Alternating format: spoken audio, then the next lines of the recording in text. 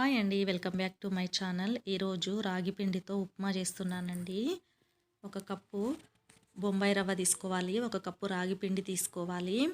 పల్లీలు, జీడిపప్పు, ఉల్లిపాయ ముక్కలు, పచ్చిమిరపకాయ ముక్కలు, కరివేపాకు అన్నీ తీసుకొని పక్కన పెట్టుకోవాలండి. స్టవ్ వెలిగించుకొని బాండీ పెట్టుకొని ఉప్మా రవ్వని, బొంబాయి రవ్వని బాండీలో వేసుకొని కొంచెం ఆయిల్ వేసుకొని కలర్ చేంజ్ అయ్యేంత వరకు, పచ్చివాసన పోయేంత వరకు ఫ్రై చేసుకొని ఒక గిన్నెలోకి తీసి పక్కన పెట్టుకోవాలండి.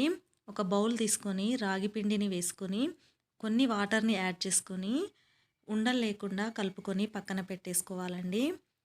మనం ఇందాక బొంబాయి రవ్వని వేయించుకున్న బాండీలోనే ఆయిల్ వేసుకొని జీడిపప్పు, పల్లీలు కలర్ చేంజ్ అయ్యేంత వరకు బాగా ఫ్రై చేసుకొని ఒక గిన్నెలోకి తీసుకొని పక్కన పెట్టుకోవాలండి.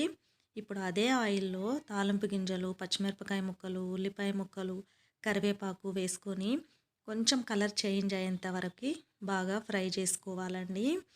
రాగి పిండి హెల్త్కి చాలా మంచిది కదండి. ఈ సమ్మర్లో బాడీకి చలవ కూడా చేస్తుంది. ఒకసారి ఇలా రాగి పిండితో ఉప్మా ట్రై చేయండి, చాలా టేస్టీగా ఉందండి. ఇప్పుడు 4 కప్పుల వాటర్ని యాడ్ చేసుకోవాలండి. వాటర్కి ఉప్మాకి సరిపడా సాల్ట్ను కూడా ఇప్పుడే యాడ్ చేసుకోవాలండి. బాగా కలుపుకొని మూత పెట్టి మరిగించుకోవాలండి. ప్లీజ్ అండి నా ఛానల్ని సబ్స్క్రైబ్ చేసుకోండి, వీడియో చివరి వరకు చూడండి. బాగా మరిగిపోయింది కదండి వాటరు. ఇప్పుడు మనము కలిపి పెట్టుకున్న రాగి పిండిని, పక్కకు పెట్టుకున్న ఉప్మా రవ్వని యాడ్ చేసుకోవాలండి. ఉండలు లేకుండా బాగా కలుపుకోవాలండి.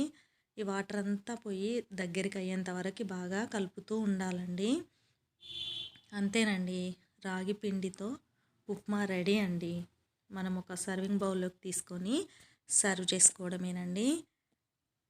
చాలా అంటే చాలా టేస్టీగా ఉందండి ఉప్మా. నేను కూడా ఫస్ట్ టైం ట్రై చేశాను, చాలా బాగా కుదిరిందండి. ప్లీజ్ అండి, నా వీడియో మీకు నచ్చితే లైక్ చేయండి, సబ్స్క్రైబ్ చేసుకోండి, షేర్ చేయండి. Thank you.